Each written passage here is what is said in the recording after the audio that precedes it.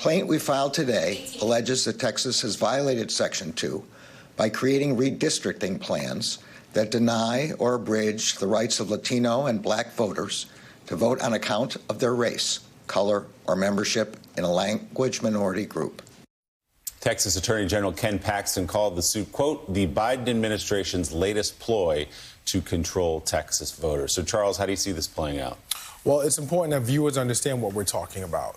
Section 6, which was the original section that had what was called pre-clearance, was gutted in the infamous case of Shelby versus Holder by the Supreme Court. So what Merrick Garland and the DOJ have attempted to do now is bring this suit along the lines of Section 2, which currently exists, and says that you cannot redistrict in a way that results in the dilution or the watering down of a significant number of voters based off of their race or membership in an ethnic group.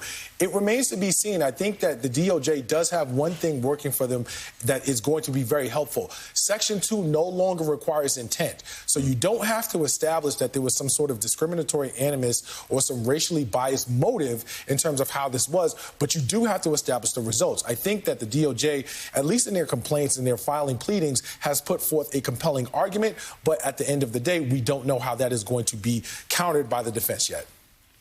You know, Charles, even when the court was split 5-4 with Roberts voting with a conservative group of justices, they still showed great deference to states and redistricting maps, whether it was in Wisconsin or other states.